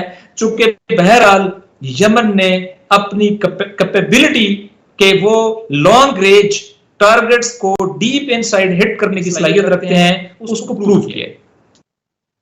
صحیح. نہیں تو آپ ابھی کیا دیکھتے ہیں کہ اس میں مزید تیزی آئے گی؟ کیونکہ انہوں نے یمن کے اندر نقصان تو کافی کیا ہے، وہاں پر ان کے لیے غم و غصہ بہت پایا جاتا ہے. تو اس حوالے سے ان ٹارگٹس کو بڑھتا ہوا دیکھ رہے ہیں آپ؟ دیکھیں انہوں نے جو نقصان کیا ہے وہ نقصان کیا ہے بس انہوں نے ریٹیلیٹ کیا ہے. ایک جیل پہ حملہ کیا ہے، اس جیل میں سیویلین لوگ مارے گئے. انہوں نے بعض سکولز پہ حملہ کیا، سیویلین ٹارگٹس کے اوپر حملہ کیا، چلو سینکڑوں لوگ مارے گئے، لیکن سیویلین لوگ مارے گئے. اور اگر یہ سمجھتے ہیں کہ ان کا رد عمل ان کے خلاف آئے گا، نہیں ایسا نہیں ہے. وہ وقت گزر گیا جب یہ میڈیا کے ذریعے سے چیزیں مینج کرتے تھے. ابھی لوگوں کا غم و غصہ ان کے خلاف آئے گا جنہوں نے ایگریشن کیا ہے. آپ کے علم میں ہے کہ اس کے اوپر یونائٹڈ نیشن نے سٹینڈ لیا ہے، پھر اس کے بعد انویسٹیگیشن جو ہے وہ سٹارٹ ہوئی ہیں اور پریکٹیکلی جو انہوں نے ان بمز کے اجزاء پوری دنیا کے سامنے پیش کیے ہیں. مطلب سڑک کے اوپر انہوں نے کئی سو لاشیں رکھے ہیں اور اس کے بعد دکھایا ہے کہ کون ہے جو اگریشن کر رہا ہے، کون ہے جو ان اپروپریٹ یوز آف فورس کر رہا ہے، کون ہے جو جنیوا کنونشنز کی خلاف ورزی کر رہا ہے، کون ہے جو سیویلین آبادی کو جو ہے وہ نشانہ بنا رہا ہے. اور اس کے نتیجے میں انہوں نے وہ چیزیں بھی دکھائی ہیں اور ساتھ ہی انہوں نے اپنی کمٹمنٹ جو ہے وہ بھی شو کی ہے. تو پریکٹیکلی یہ ہے کہ یہ جنگ مجھے نہیں لگتا کہ چونکہ بالآخر کچھ اعصاب کی جنگ بھی ہے اور اعصاب کی جنگ میں تو یمنی بہت بھاری ہے. مسئلہ یہ ہے کہ میٹر آف دا ٹائم، جیسے میں نے کہا کہ کتنا ٹائم آپ اور اپنا نقصان افورڈ کرتے ہیں. چونکہ کوئی ون ون سچویشن کی ایسے کے لیے ہے نہیں. اگر تو یمنی مینج نہیں ہوتے، جنگ ختم ہوتی ہے تو بھی وہ پریشان ہے چونکہ اس کے نتیجے میں امن آئے گا، اس کے نتیجے میں ایک سٹیبل گورنمنٹ آئے گی، اس کو انٹرنیشنل ایکسیس دینی پڑے گی اور وہ گورنمنٹ یو این کی ایسے فرینڈلی نہیں ہوگی. اور اگر جنگ ختم نہیں ہوتی تو پھر الٹیمیٹلی اس سے ان کی اکانومی ڈرین آؤٹ ہوتی ہے، ان کے اوپر انٹرنیشنل پریشر آتا ہے، یونائٹڈ نیشن کا پریشر آتا ہے، ہیومینیٹیرین پریشر آتا ہے. تو کوئی وین وین سچویشن تو کیسے کے لیے ہے نہیں. میرا یہ خیال ہے کہ جنگ ابھی اور طول پکڑے گی اور اس کے نتیجے میں یہ بھی ایک ہٹ اینڈ بلیڈ والا ایک وہ فینامنا بن گیا ہے. اور میرا خیال ہے کہ کے ایس سے شاید یہ ثابت کرنا چاہتا ہے کہ ابھی اس کے اندر ایبزاربنگ کیپیسٹی ہے، لہذا وہ تھوڑا اور جنگ کو طول دیں گے، طول کھینچیں گے اور ابھی امیڈیٹ کوئی سیٹلمنٹ کا امکان جو ہے وہ مجھے نہیں لگتا، نہیں نظر آتا. صحیح. تھوڑا سا نیوم کے اوپر بھی ہم بات کریں گے، قبلہ کی جانب جائیں گے. قبلہ اس حوالے سے جو وہاں پر میوزیکل کانسرٹس ہو رہے ہیں، جوئے کے اڈے کھل رہے ہیں حرمین شریفین کی سرزمین کے اوپر، جو کہ پورے ایک مسلمانوں کا قبلہ ہے اور جو ہے وہ ایک اتنی متبرک سرزمین ہے اور اس کو منسلک کیا جا رہا ہے. وہاں پر جو ہے وہ ہاتھوں کے نشان جو ہیں وہ ایکٹرز کے لگائے جا رہے ہیں، وہاں پر لوگ آ رہے ہیں، سب کچھ ہو رہا ہے. اس حوالے سے کچھ اشارے احادیث کے اندر کچھ اس حوالے سے ہمیں کچھ ملتا ہے؟ کیا کہیں گے اس پہ آپ؟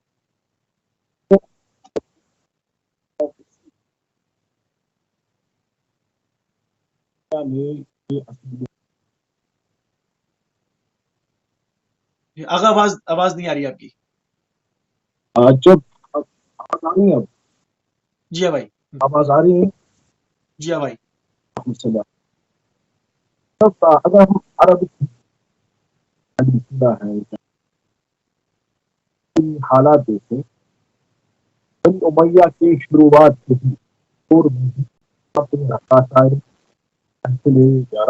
شراب یا شباب یہ چیزیں جاری. بعد میں یہ دھیرے دھیرے انکلائنڈ جب لوگوں کا تمرکز، لیکن عثمانی حکومت جو تھے عثمان امپائر، انہوں نے یہ چیزیں بند کرائی، ورنہ انہیں یہ چیزیں آئی. ان چیزوں کے لیے یا تو یہ لوگ لیبنان جاتے تھے یا یہ لوگ بحرین جاتے تھے. اب جو ان کا اس وقت کا حاکم ہے، حاکم جائر، یہ کہہ رہا ہے کہ آپ گھر کے پیسے باہر تو خرچ کرو، ہمیں آپ کے لیے یہ چیزیں، آپ کو شوقین ہیں ان چیزوں کے. جو तो इन्होंने वो तकवा या परहेजगारी या ज़ुहद या वो जो फिरका लगाया था, बोला अब लगाने की जरूरत नहीं है, आप यहाँ पे खुद खेलो, जो भी आप पी लो, जो भी करना है, या एक साइड में आप हज करो, जब थके मांदे हज से कम फारिग होके जाओ, अब रिजॉर्ट में जाओ, जहाँ पे जो गुनाह करो, यानी कि एक तरफ से तवाफ कर लो, एक दूसरी तरफ तौबे का दरवाजा और शराब भी पी लो और बाद में एक तवाफ कर लो, खत्म हो जाएगा। ये तो वही है ना, बनी उमैया का निजाम हुकूमत है जिसमें वो इस्लामी वादा लगाया था, तो अंदर से वो लिबरलिज्म, जो इस्लामिक लिबरलिज्म कहते हैं, वो तो वही से आया है। उसी टेक्निक्स को, उसी बनी उमैया की जो उनके टेक्निक को, गन्स हो, उनको इन्होंने वहाँ पे इम्प्लीमेंट करना है, या कैसीनो हो या कैसीनो हो, वहाँ पे शराब के अड्डे हो या बाकी चीज, या एक्टर्स के, तो एक असल में अगर कहेंगे ये अर्ज की बेहुरमती है, ये कब्र मुक़द्दस जनाब मोहम्मद अरबी और जो सहाबा है या अहले बैत, उनके साथ नाइंसाफी है। ये वो सरजमीन है जहाँ से इस्लाम यानी रुश्द पाया है और बाकी अतराफ में फैला है। इस सरजमीन पे इस्लामी हुकूमत होनी चाहिए, वो भी रोल मॉडल। जब आपने मरकज़ इस्लाम जो मक्का मदीना है, ये तो इस्लाम का दिल है, आपने दिल में ही ये नासूर पैदा कर लिया, तो इसके बुरे असरात तो इस्लामी माशरे में होने हैं। इसका मुकाबला खुद लोगों को करना है। लोगों को ताज्जुब की कोई बात नहीं है, ये ऑलरेडी बनी उमैया ने शुरू किया था। They have started this and then it was stopped by the Ottomans and right now they start again. But एक वारिस है काबे का, एक वारिस है मदीने का, जो आने वाला है। रिवायात में यहाँ तक आया है कि जो ये सुफियानी कौम है, जो सुफियानी लोग हैं, ये कोशिश करेंगे कि रोज़े अतहर रसूलुल्लाह सल्लल्लाहु अलैहि वसल्लम उसके लिए मुनहदिम करने की कोशिश भी करेंगे। तो उस वक्त ज़हूर आएगा, वो करेंगे और वही मुझे बना। इंशाल्लाह। बहुत खूबसूरत बात इस हवाले से भी, क्योंकि हम दोनों प्रोस्पेक्टिव्स को, जहाँ पर सियासी प्रोस्पेक्टिव्स की बात हो रही है, वहाँ पर मजहबी जो है वो नुक्ते नजर भी बयान होना बहुत जरूरी है। नियम के ऊपर हमने बात छेड़ी है। नासिर बादशाही साहब, आले सऊद से पूरा पैसा आले सलमान ने छीन लिया और शहजादों को ज़दोकोब भी किया गया, उनकी इंसल्ट भी की गई, उनको होटलों में बंद भी किया गया। ऐसी इत्तलात भी आई कि उल्टा टांग के खूब जो है वो मार भी लगाई गई। इस तरह की भी जो है वो इत्तलात आती रही और बड़े बड़े उसके अंदर बड़े रईस, बड़े बड़े नाम शहजादों की, उनकी दौलत उनसे ले ली गई। तो ये इस तरह से एक आले सऊद पे की पूरी दौलत जो है हम कहेंगे वो खत्म हुई और आले सलमान के हाथ में आई। और अब जो है वो पेट्रोल का भी मामला खत्म हो रहा, पूरी दुनिया जो है वो एक डिफरेंट टेक्नोलॉजी चेंज हो रही है, इलेक्ट्रिक कार्स की तरफ जा रही है, मुख्तलिफ चीजें हो रही हैं। तो अब ये सारा पैसा इनको लगाया गया है न्यूम के अंदर और लोगों को टूरिज्म के लिए दावत दी जा रही है कि वो एक दुबई से या मगरबी मुल्कों की तर्ज के ऊपर वहां पर जो है वो एक अड्डे ऐसे बनाए जाएं जिससे वो अपनी इकॉनमी चला सकें। तो अब जंग तो छिड़ी हुई है यमन के साथ, अगर 2-4 मिसाइल न्यूम पे पड़ गए तो उसका क्या हशर होगा? इस हवाले से क्या कहते हैं आप? हाँ नहीं, बिल्कुल, ये अकली तौर पे जब आप कैलकुलेशंस मिलाएंगे और जो कुछ यूएई में हुआ है उसको देखेंगे तो आपको तकरीबन इक्वेशन समझ में आ जाएगी। देखिए, जो KSA है वो सिर्फ यूएई मॉडल को फॉलो नहीं कर रहा, बल्कि वो यूएई मॉडल से एक कदम और आगे जाना चाहते हैं।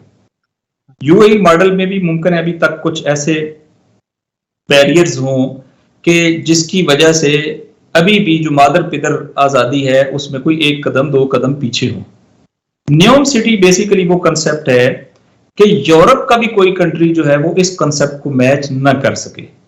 वहां ऐसा कोई कानून नहीं होगा जिसकी बुनियाद पे किसी को ऐसी मादर पितर आजादी एंटरटेन करने पर जो है वो डिटेन किया जा सकेगा। वो पूरी दुनिया से पैसा अट्रैक्ट करने के लिए है। लिहाजा इनके दरमियान एक राइवलरी इस वक्त स्टार्ट हो सकती है, हो चुकी है इकोनॉमिक राइवलरी। और वो ये है कि चूंकि कई बड़ी जो आप कह रहे हैं कि बड़ी कंपनीज हैं दुनिया की बड़ी, उनको KSA ने कहा है कि आप शिफ्ट करें अपने मेन हेडक्वार्टर्स को सऊदी अरब के अंदर। फिलहाल उसको जद्दा में कर रहे हैं और लेकिन अल्टीमेट टारगेट इनका न्यूम सिटी को बसाना है। जाहिर है जब न्यूम सिटी बसाना है तो आपने वहां बीच फैसिलिटीज देनी है, टूरिज्म फैसिलिटीज देनी है, पूरी दुनिया से हर तरह का लास वेगास तरह के वहां पे आपने जो है वो गैम्बलिंग सेंटर्स बनाने हैं। इसी तरीके से पूरी दुनिया से आपने ऐसे लोगों को इकट्ठा करने के लिए इंसेंटिव प्रोवाइड करना है کہ جو دنیا میں کہیں اور محفوظ اپنی لوٹی دولت نہیں رکھ سکتے یا اس کو یوٹیلائز نہیں کر سکتے یا اس کو مثلا بلیک منی کو وائٹ منی میں کنورٹ نہیں کر سکتے، تو ایک ایسا ایریا ان کو پرووائڈ ہو جائے گا جو سائنس اور ٹیکنالوجی میں بھی ایڈوانس ہوگا، ڈیولپمنٹ میں بھی فارورڈ ہوگا، جہاں جو ہے وہ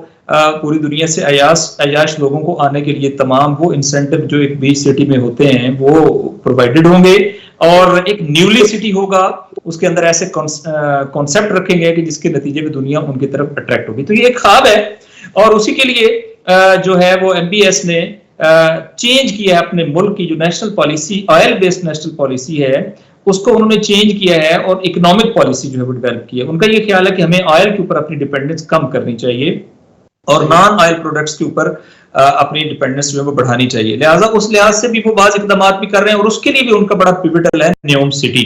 لیکن نیوم سٹی بالآخر بھی بنے گا تو بنتا اسے ٹائم لگے گا، اور اس پر جانے کے لیے بھی انہیں ایک لمبا سفر درپیش ہے۔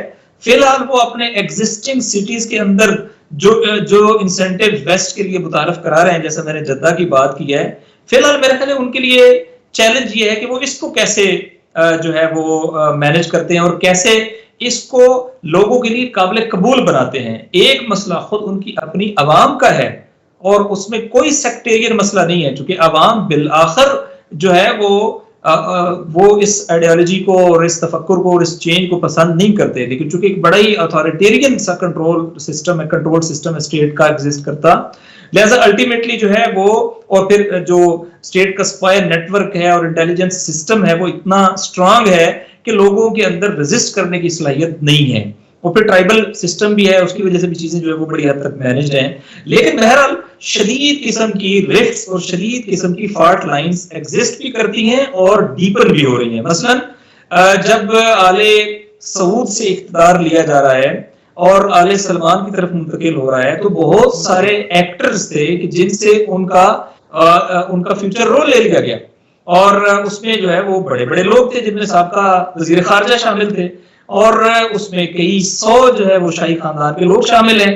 تو آپ نے دیکھا کہ ان کو ٹیکنیکلی مینج کیا ہے، کچھ لوگ فرار ہو گئے، باقی میجورٹی جو ہے ان کو ملک کے اندر سے نکلنے نہیں دیا جا رہا، they are in controlled atmosphere, اور وہاں پہ ان کے ساتھ یہ کیا گیا ہے کہ ان کو اکنامک اس کے نام پہ، کرپشن کے نام پہ ان کو جو ہے وہ ہوٹل کے اندر بند کر کے تو ان سے ایگریمنٹ سائن کروائے گئے ہیں کہ آپ ملک بھی نہیں چھوڑ سکتے اور یہ چیزیں آپ سرنڈر کریں، تاکہ ان کی جو اکنامک کنڈیشن ہے وہ بھی ڈیپینڈنٹ ہو جائے، انڈیپینڈنٹ سے ڈیپینڈنٹ ہو جائے، اور جب وہ ڈیپینڈنٹ ہو جائیں گے تو الٹیمیٹلی پھر وہ آنکھیں دکھانے کی پوزیشن میں نہیں رہیں گے۔ تو بہت ٹیکٹفلی بیہیو کیا ہے اپنے رائیولز کو، ان کے فائنینشیل ریسورسز کو لمیٹائز کر دیا ہے، ان کی جو پولیٹیکل ڈومین ہے اس کو بڑا محدود کر دیا ہے، ان کے جو فارن ایکسس جنریٹ ہو سکتی تھی اس کو بالکل کنٹین کر دیا ہے، اور پریکٹیکلی ایک بڑا ہی منظم کمانڈ اینڈ کنٹرول سسٹم وہ کیا ہے۔ لیکن بہرحال یہ جو عوامی چیزیں ہوتی ہیں نا، یہ پتہ نہیں چلتی ہیں، مثلا اندر ہی اندر لاوا پھوٹ رہا ہوتا ہے۔ اگر میں مثال دوں کہ صدام حسین ایک وقت میں ایک بڑا پاورفل حکمران لگ رہا تھا، لگتا ہی نہیں تھا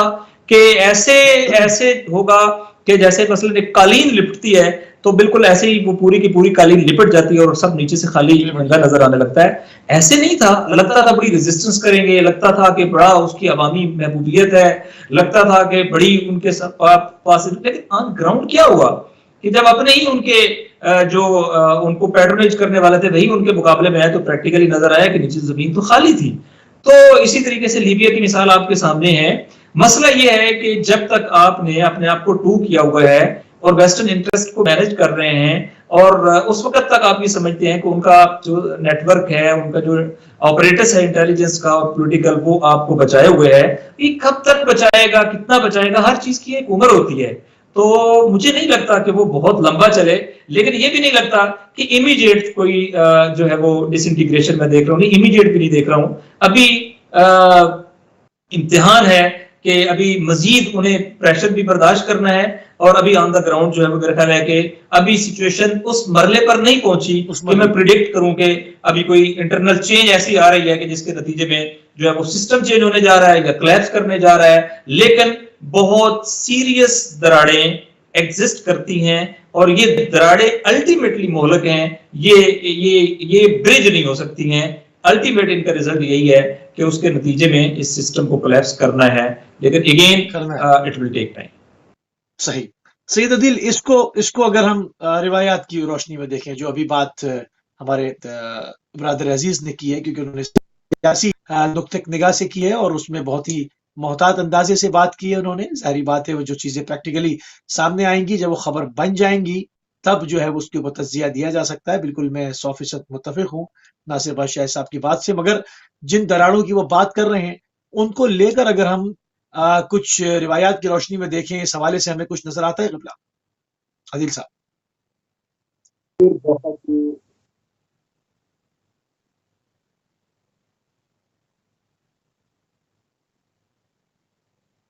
آواز نہیں آ رہی، آواز نہیں آ رہی ہے.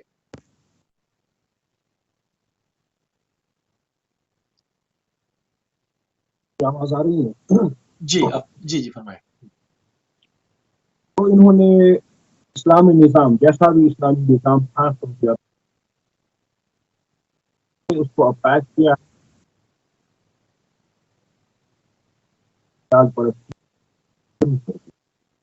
تو اس کے اگینسٹ انہوں نے اینٹی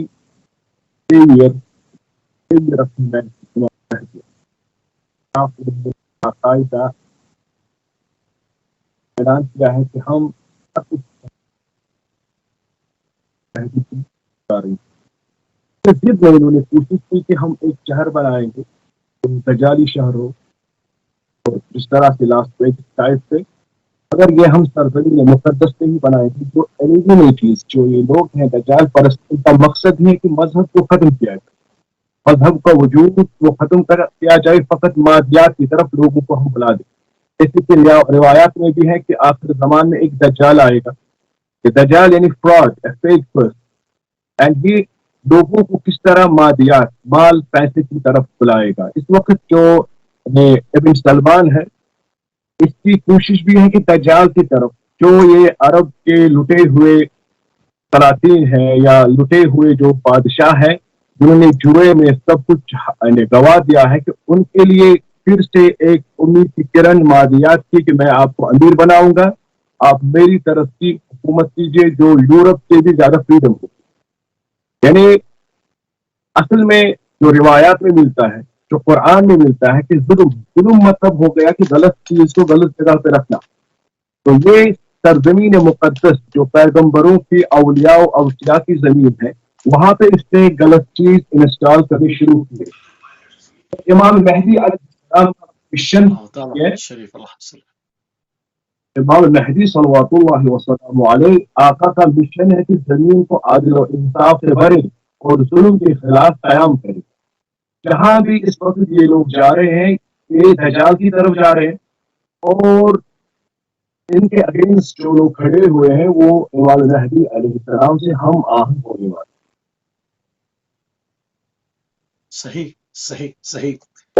صحیح.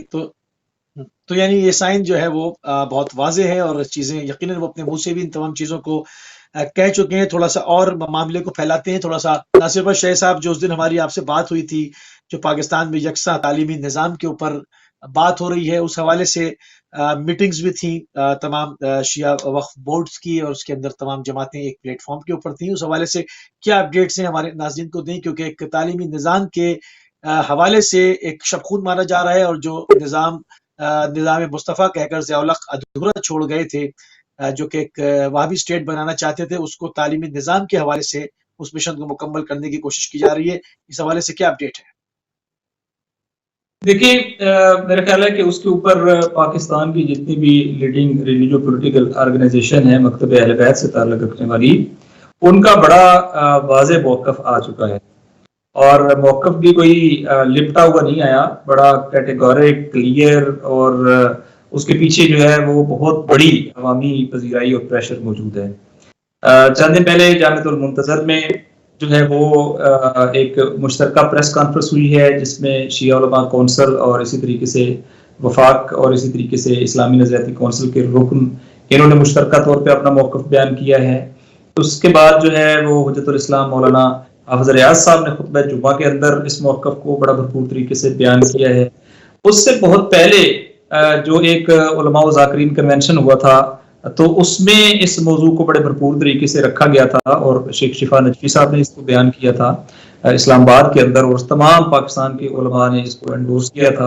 اور اس سے بھی پہلے شاید بالکل ہی ابتدائی اگر اس کے اوپر وہ مولانا راجہ ناصر عباس جعفری صاحب جو مجلس ولایت المسلمین کے سربراہ ہیں، انہوں نے متعدد پریس کانفرنسز میں اور اسی طریقے سے خود وفاقی وزیر مذہبی امور کے سامنے ایک اجلاس کے اندر اس کو کنڈم بھی کیا اور کہا کہ ہم اس کو قبول نہیں کریں، اور کئی دیگر فورمز کے اوپر وہ کہا ہے.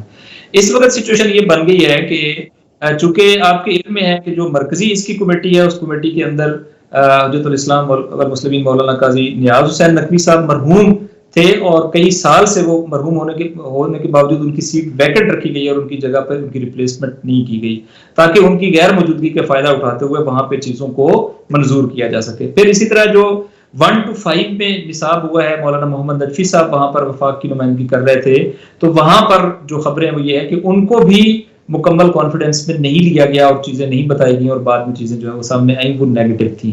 اس وقت جو 5ویں سے 8ویں کا ہے جس کی پریپریشن لاسٹ مراحل میں ہے، اس میں جو نمائندگی کر رہے ہیں وہ حجت الاسلام مولانا شیخ شفا نجفی صاحب کر رہے ہیں، جنہوں نے بہرحال آج ان کے اجلاس میں جانے سے انکار کر دیا ہے اور کہا ہے کہ ہم اپنے پورے پاکستان کی مشترکہ لیڈرشپ کے مشترکہ فیصلے سے آگے بڑھیں گے، اس کے علاوہ نہیں چلیں گے.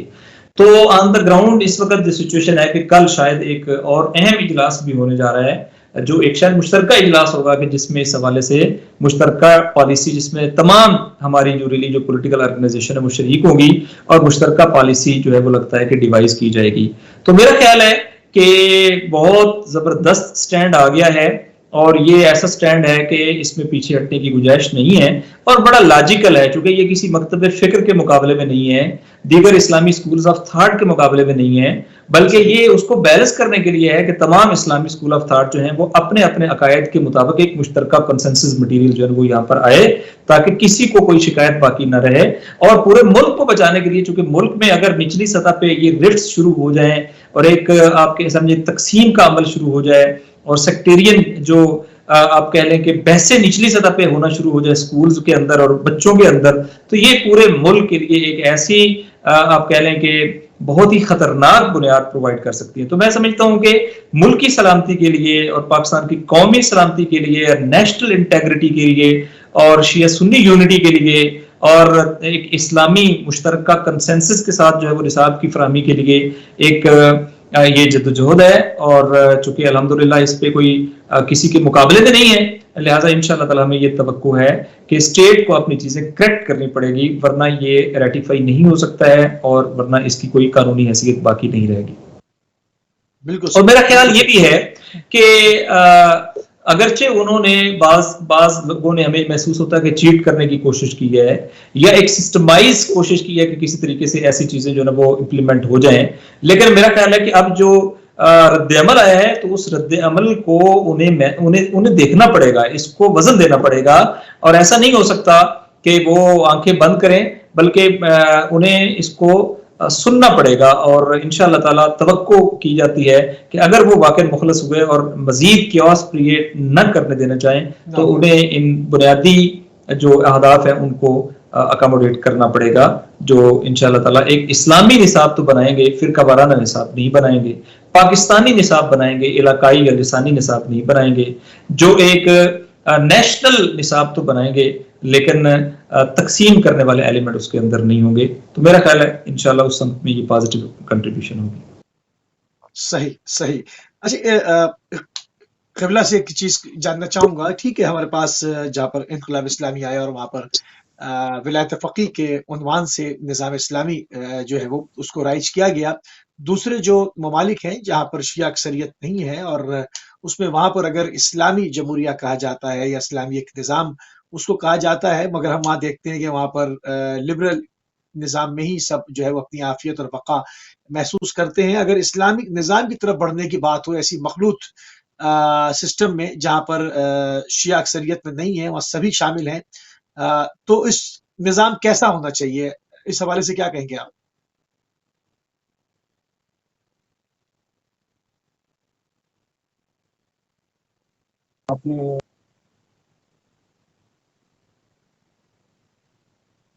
جی آغا آواز نہیں آ رہی آپ کی.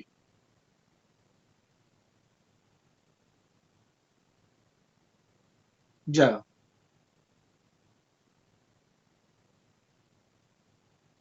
آواز نہیں آ رही جی اب آئی بسم اللہ. دیکھیے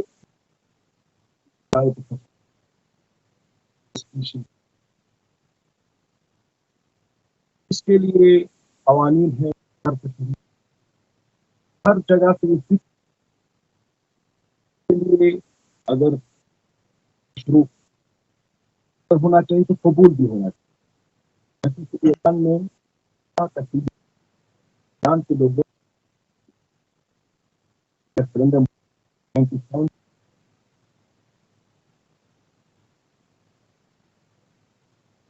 اب جو نظام پاکستان میں ہے باقی پاکستان میں ایک پرابلم ہے پچھلے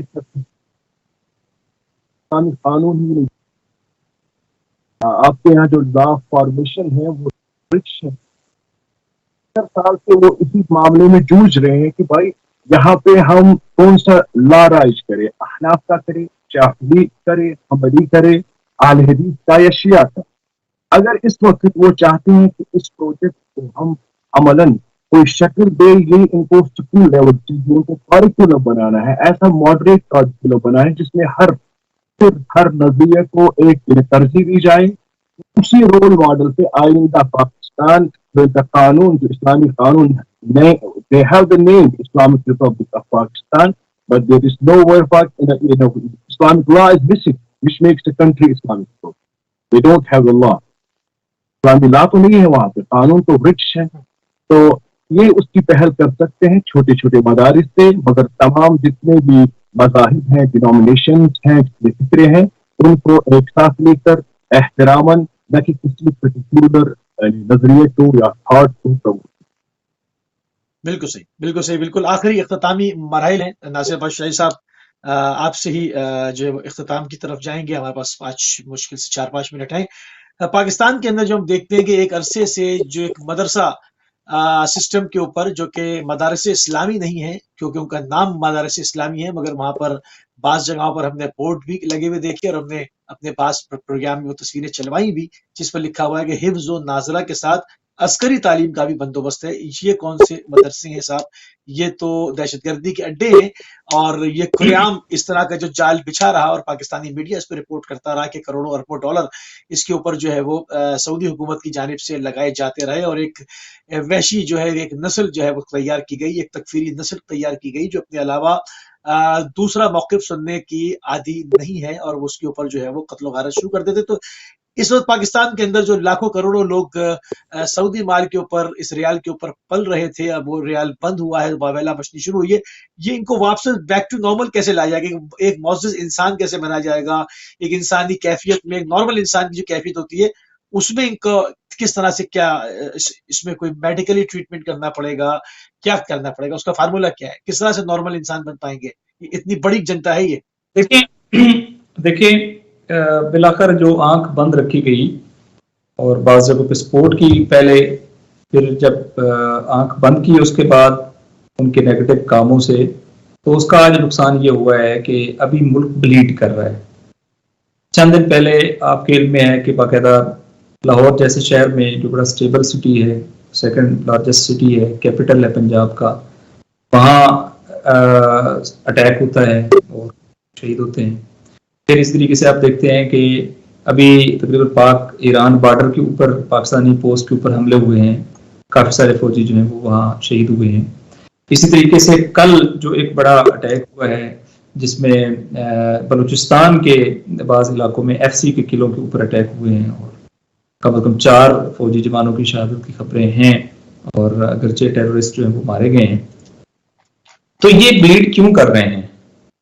اگر کوئی یہ سمجھتا ہے کہ یہ تفکر مینج ہو جائے گا, مین سٹریم ہو جائے گا, وہ اپنی آئیڈیالوجی کو یکدم ایک طرف رکھ دیں گے اور اچھے شہری بن جائیں گے, وہ احمقوں کی جنت رہتا ہے.